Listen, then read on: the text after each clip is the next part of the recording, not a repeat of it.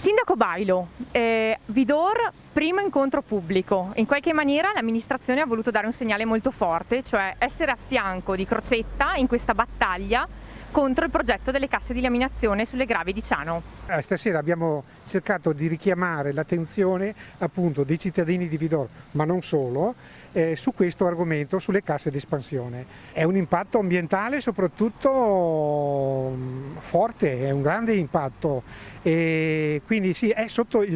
nel territorio dei comuni di Crocetta, però ci lambisce e entra in parte anche sul nostro territorio nel Piave. Quindi ci lambisce noi come comune, però, come comune di Vidor, però l'abbiamo qua sotto l'argine del Piave, qua sotto poco in linea d'aria l'abbiamo a 500 metri, quindi lo vedremo sia dai percorsi che abbiamo lungo il Piave, lo vedremo dalle nostre colline che come sappiamo sono patrimonio UNESCO, e quindi lo vedremo, queste mura, queste casse le vedremo da qualsiasi punto del nostro comune. Sindaca Tormena, secondo lei perché la Regione Veneto insiste sulla progettazione a Crocetta del Montello, proprio sulle Gravi di Ciano,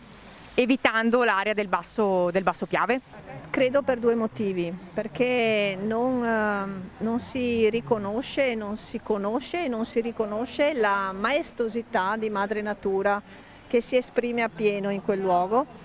e dall'altra parte perché è ancora vincolata a delle modalità di progettazione e di visione del territorio e delle alluvioni tipiche secondo me degli anni 70, e quindi purtroppo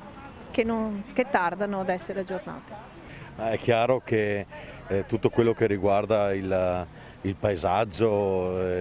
l'ambiente, il territorio, insomma, è un elemento sempre più di interesse generale, di interesse collettivo,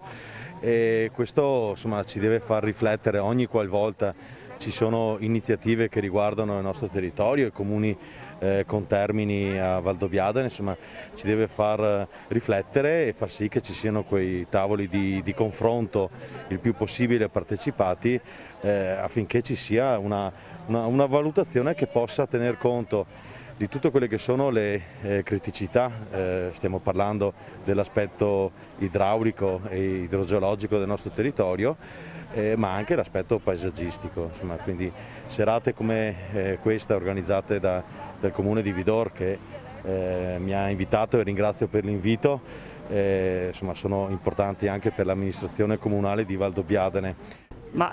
Moriago è sicuramente uno dei comuni più coinvolti e che potrebbe avere risvolti più importanti dalle casse di espansione. L'idea che mi sono fatto è che ci sia bisogno di più condivisione in questo progetto, che in questo momento non mi risulta ci sia stata, quindi noi chiediamo a gran voce, noi e gli altri comuni, una condivisione maggiore sull'opportunità di fare le casse solo a Ciano, oppure di condividerle con altre posizioni questa necessità del territorio. Beh, tutti i sindaci, perché credo che questo sia un argomento comune a tutti, al di là del fatto che io mi trovo anche al di là del Montello, perché Giavera, però bisogna tener conto di cos'è il Montello, che tipo di struttura morfologica ha, e quindi ha una struttura morfologica carsica, pertanto tutte le cavità che ci sono sul Montello rischiano poi di far arrivare l'acqua, quando si fa un bacino così grande, rischiano di far arrivare l'acqua anche dall'altra parte del Montello. Ma al di là di questo poi c'è anche un fattore principale, cioè salvaguardare un po' il territorio, che credo che il Comune di Crocetta deve avere anche soprattutto la nostra attenzione come sindaci, proprio perché è il comune che ha proprio i problemi più grossi, ecco, perché un'area così vasta e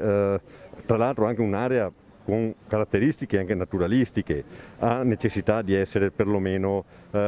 valutata un po' in maniera migliore tutto questa iniziativa. Ecco, io mi auguro che si possa perlomeno fare creare un po' di sensibilità, di mettersi a dialogare e per trovare la maniera migliore per avere soluzioni fattive che non intacchino il territorio.